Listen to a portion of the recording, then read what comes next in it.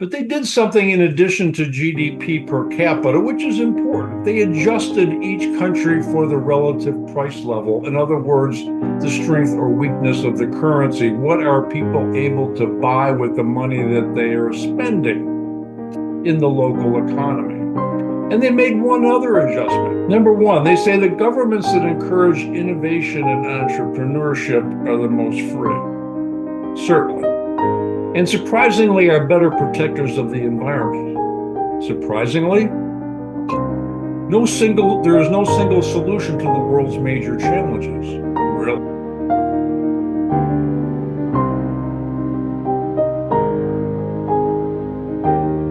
Hello, everyone, and welcome to the Moneyball Method podcast. My name is Mark Shupe, the author of the Moneyball Method, a middle-class manifesto for objective investing.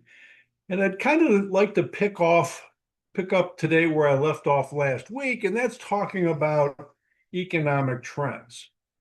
In particular, I'd like to focus on an article that was published last summer in The Economist magazine. Every year, The Economist ranks countries by wealth. And this is an interesting exercise.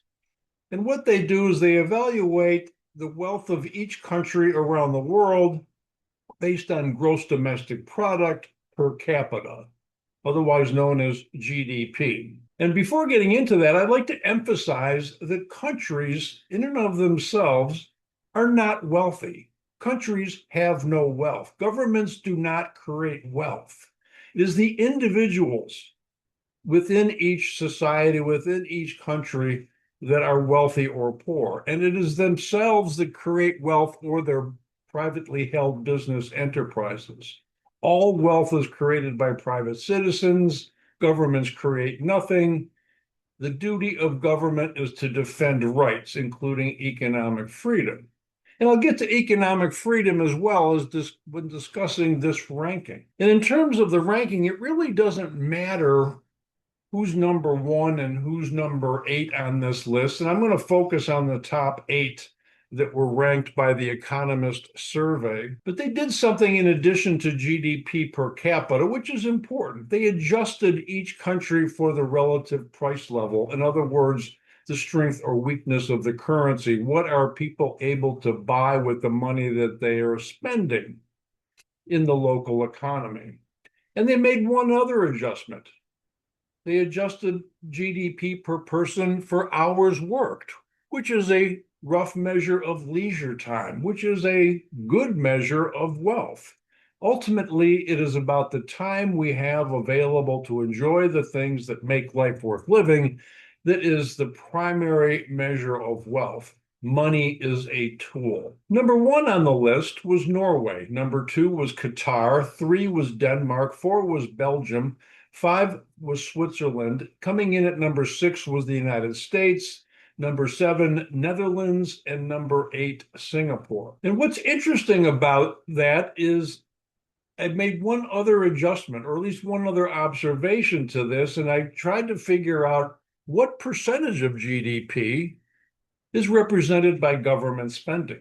Because we must understand that GDP is a measure of spending.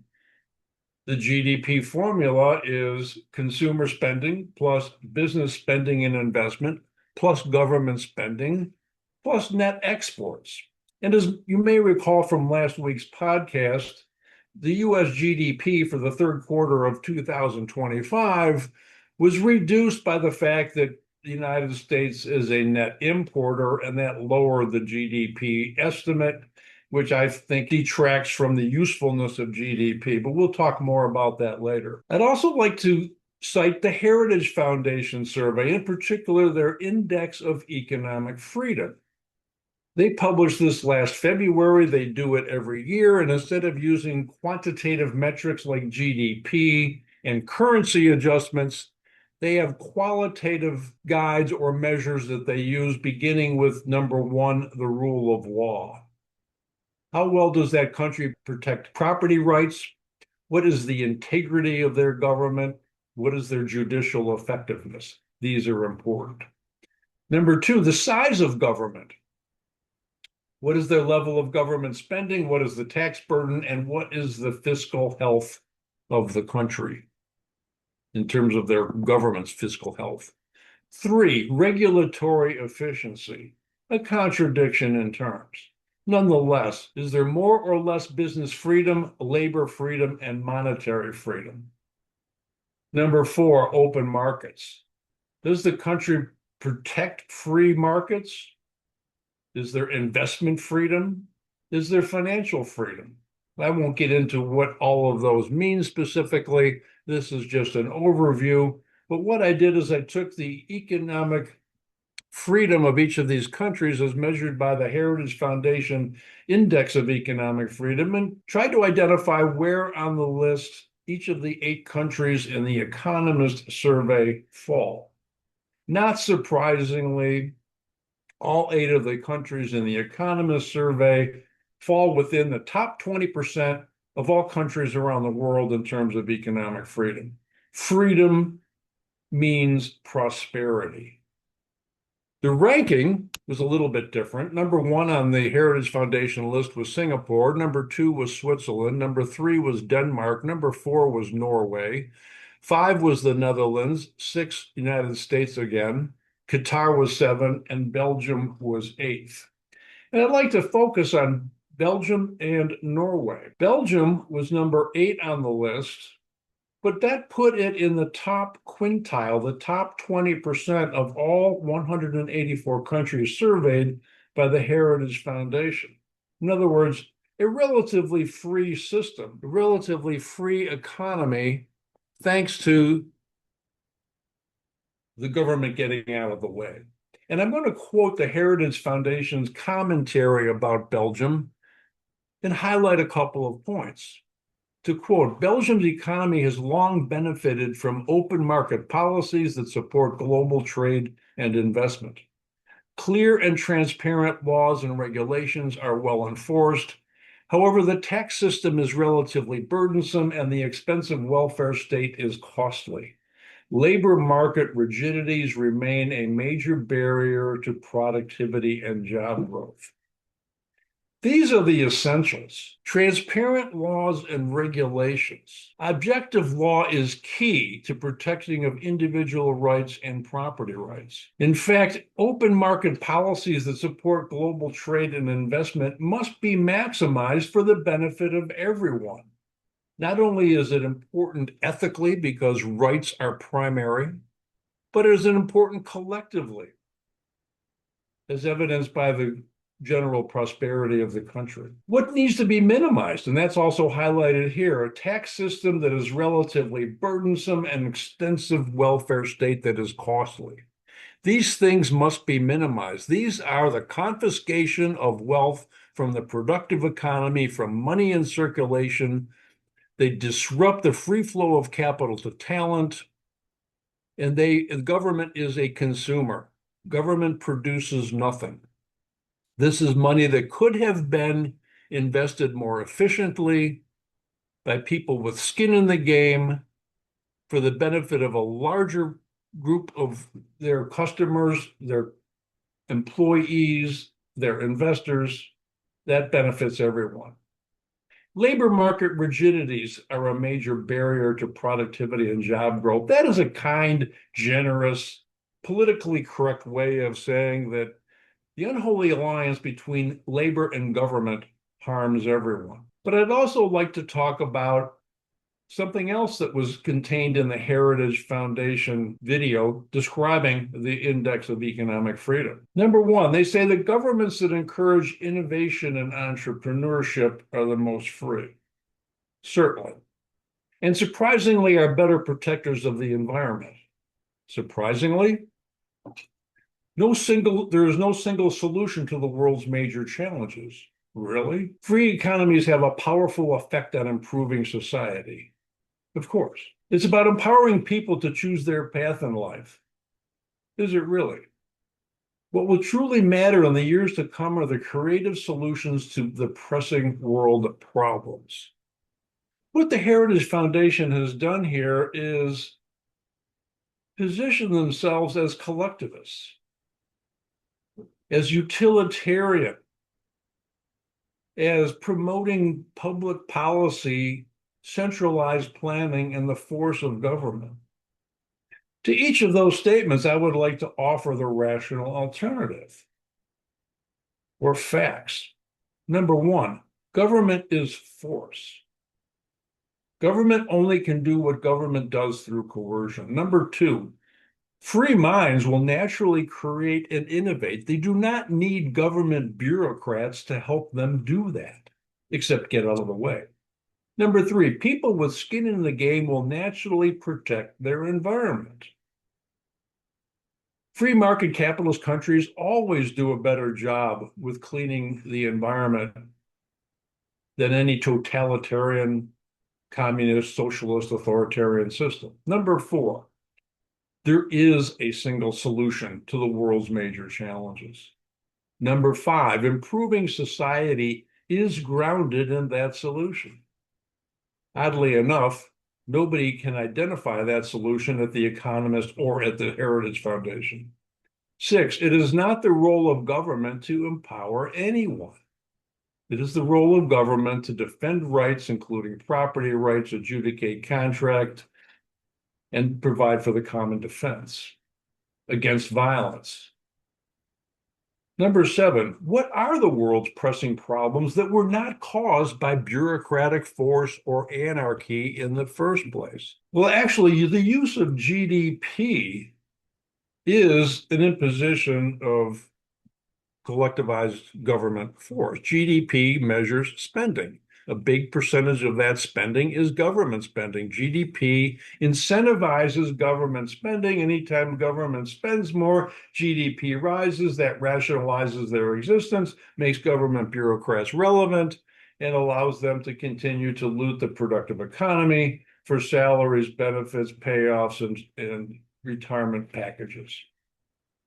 Is there a rational alternative? Is there a better way to measure the economic vitality of a country? I would argue that there is, and that is known as gross output.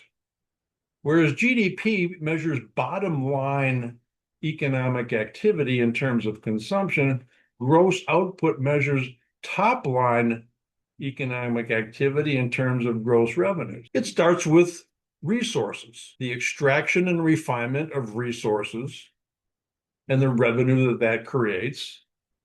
The second part of the formula is the gross revenues from manufacturing, creating value-added products. The third line of that is the gross revenue from warehousing and distribution. All these are very important functions in order to deliver consumer products or business-to-business products. And lastly is GDP. So what happens with the gross output calculation is consumer spending goes from nearly 70% of GDP or economic activity, I should say, to about a third. And government spending is reduced even further. Gross output was adopted by the Bureau of Economic Analysis in the United States in 2014 as a complement to GDP as a measure of economic vitality, but it's rarely used. It's not used by government economists. It is not used by Wall Street analysts. It is not used in university classrooms. And that is because it does not justify the use of government intrusion in terms of fiscal and monetary policy. I'd like to return to something I said earlier, and that is government spending as a percentage of GDP. Number one on that list was Norway in terms on the Economist magazine survey. Norway had a GDP of $444 billion in 2024. The government percentage of that was 49.3%, nearly half, about 240 billion of the 484 was spent by government. Again, governments consume wealth. That means governments destroy wealth. Governments do not create wealth. But how much of that $240 billion is morally defensible in terms of defending rights, property, adjudicating contracts, defending borders, all of the things that government is necessary for human flourishing? Using Pareto's principle, also known as the 80-20 rule, I would argue that 20% of government spending is legitimate, is morally defensible. So that means 80% of the 240, meaning $190 billion in 1 year in Norway, could have been left in the hands of the private sector. It could have been invested, it could have been saved, it could have been spent on things that add value to people's lives, material, experiential, spiritual values that people can decide for themselves, much better than some bureaucrat in some far off ivory tower or capital city. But that's Norway. That's a relatively small economy.